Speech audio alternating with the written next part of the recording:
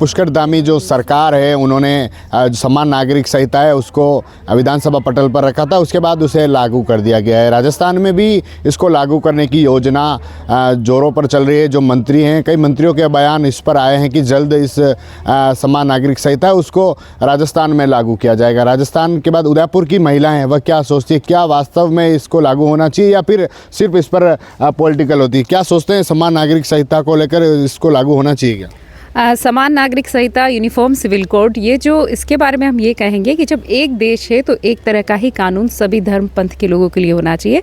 मुद्दे अलग अलग होते हैं, चाहे तलाक का है, चाहे विवाह का है, चाहे बच्चा गोद लेने का है, या जैसे भी कोई मुद्दे हैं। मुद्दा कोई भी हो, जब एक देश में रहते हैं, एक राज्य में रहते हैं, अलग अलग पंथ के लोग हैं हम सब, लेकिन जब रहते एक देश में हैं तो कानून एक तरह का हो सभी के लिए। ये नहीं कि एक संप्रदाय के लिए अलग कानून बना हुआ है, दूसरे संप्रदाय के लिए अलग बना हुआ है। लेकिन जब एक ही भारत है, भारतीयता तभी हमें सच्चे अर्थों में लगती है जब यूनिफॉर्मली सबके लिए एक जैसा कानून बने। और जैसा छत्तीसगढ़ में आप कह रहे हुआ है, तो राजस्थान में भी ऐसा लागू होना चाहिए। और हम तो कह रहे हैं पूरे देश में ये कोड, यूनिफॉर्म सिविल कोड लागू होना चाहिए। आप बताएं। नमस्कार। ऐसा है कि सांस्कृतिक दृष्टि से या धार्मिक दृष्टि से या सामाजिक परिवेश में हम अलग अलग हो सकते हैं, हमारी चिंतन और विचारधारा अलग अलग हो सकती है। क्योंकि जहाँ राजनीतिक आता है या राष्ट्रीय स्तर आता है, वहाँ पर जो कानून बनते हैं तो वो एक देश में समान कानून बनना चाहिए सबके लिए, चाहे वो कैसा भी कानून हो, वो सभी संप्रदायों में लागू होना चाहिए। इसमें हमें तुष्टिकरण से विरुद्ध रहना चाहिए। किसी को तुष्टिकरण के कारण हम उसके पक्ष में कोई कानून बना दें और दूसरों को उसका खामियाजा भुगतना पड़े, सही। धन्यवाद। आप बताएं, क्या सोचती है समान नागरिक संहिता को लेकर? जिस तरह से विरोध भी होता है, लेकिन क्या राजस्थान में इसको लागू होना चाहिए? जी हाँ, जिस तरीके उत्तराखंड ने ये कार्य किया है, ये बहुत ही सराहनीय कार्य है।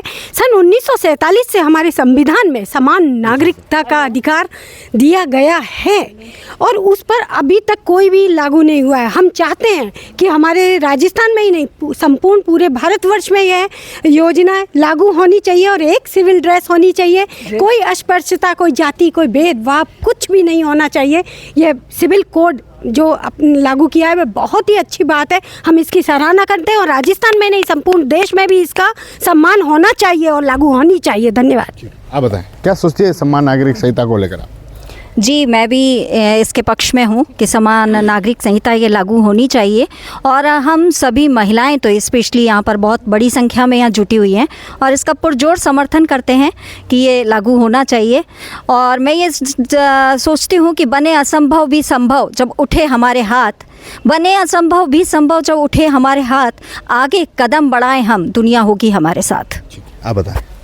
देखिए, अभी जो भारत विविधताओं का देश है, अलग अलग धर्म है, जाति है, संप्रदाय हैं, लेकिन जो कानून है वो यूसीसी ने जो बोला है वो बिल्कुल लागू होना चाहिए और सबके लिए समान होना चाहिए। लेकिन इसमें ये कहा जा रहा है कि 220 जो आदिवासी जो जनजाति है उसके लिए ये खतरा बता रहे हैं।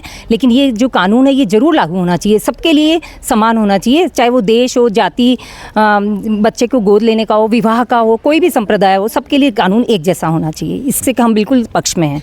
देखिए, जो महिला हैं उनका कहना है कि जो समान नागरिक संहिता विधेयक है उसे राजस्थान में भी लागू करना चाहिए, जिससे कि जो एक कानून है सभी के लिए लागू किया जा सके। महिलाओं के कई तरह के रिएक्शन सामने आए, जिस तरह से देखने को मिला है उत्तराखंड में, ठीक उसी तरह राजस्थान में भी इसकी योजना जोरों पर है। TV9 के लिए राजेश डांगी।